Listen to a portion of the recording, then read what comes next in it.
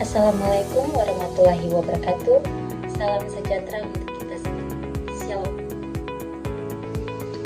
Halo teman-teman, perkenalkan saya Magdalena Ira Ratu, NPM 1211 4201 230037 dari Fakultas Kesehatan, Program Studi Ilmu Perawatan, Universitas Kristen Indonesia Maluku. Di sini saya akan menjelaskan materi mengenai anatomi fisiologi sistem pernapasan pada manusia. Anatomi sistem pernapasan atau respirasi merupakan suatu proses pengambilan udara yang mengandung oksigen dan karbon dioksida ke lingkungan. Oksigen yang dibutuhkan untuk proses respirasi sel ini berasal dari atmosfer yang menyediakan kandungan gas oksigen sebanyak 21% dari seluruh gas yang ada. Respirasi dapat dibedakan atas dua jenis. Yang pertama, respirasi luar, yaitu pertukaran oksigen dan karbon dioksida antara darah dan udara. Yang kedua, respirasi dalam, yaitu pertukaran oksigen dan karbon dioksida dari aliran darah ke sel-sel tubuh.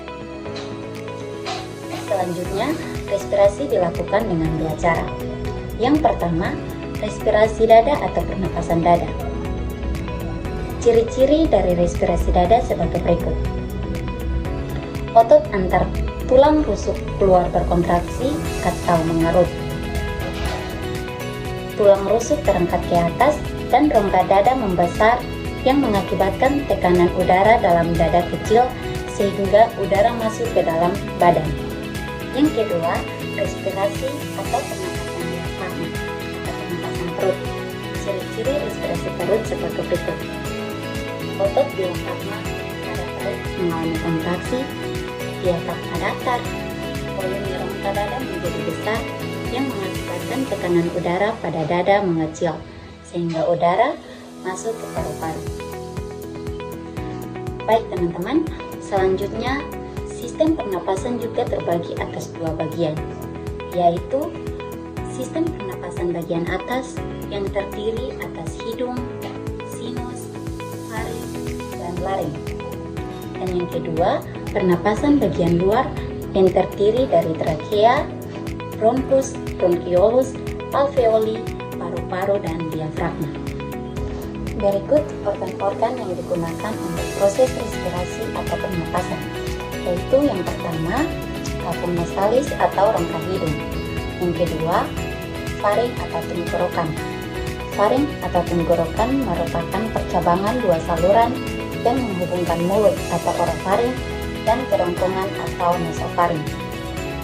Nasofaring sendiri yaitu sebagai penghambat dan pelembab dengan cara yang sama seperti hidung. Udara dihangatkan dan dilembabkan saat masuk ke faring. Fungsi yang kedua yaitu sebagai fungsi suara. Yang ketiga, laring atau pangkal tenggorokan. Laring atau pangkal tenggorokan terletak antara faring dan trakea. Fungsi dari laring untuk membentuk suara dan menutup trakea pada saat menelan. Yang keempat, trakea atau batang tenggorokan. Trakea atau batang tenggorokan berfungsi untuk mengirim udara ke paru-paru, menyaring benda asing, membantu fungsi sistem pencernaan, dan membantu batuk. Yang kelima, bronkus atau cabang batang tenggorokan. Bronkus atau cabang batang tenggorokan merupakan percabangan trakea yang berfungsi untuk memastikan udara dari mulut atau hidung tiba di alveoli dengan bersih. Yang kedua, membantu mengeluarkan debu dan partikel asing yang berisiko membahayakan paru-paru. Yang ketiga, menghasilkan dahak untuk mencegah peradangan pada bronkus. Organ yang keenam yaitu pulmo atau paru-paru. Pulmo atau paru-paru adalah organ pernapasan utama manusia yang lokasinya di rongga dada. Paru-paru dipisahkan oleh area yang disebut dengan mediastinum. Area ini berisi jantung, trakea, esofagus, dan kelenjar getah bening.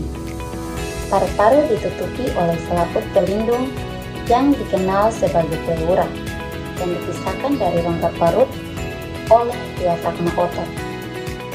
Yang terakhir, fungsi mekanis pleura adalah meneruskan tekanan negatif toraks ke dalam paru-paru. Demikian penjelasan dari saya. Wassalamualaikum warahmatullahi wabarakatuh. Shalom, sekian dan terima kasih.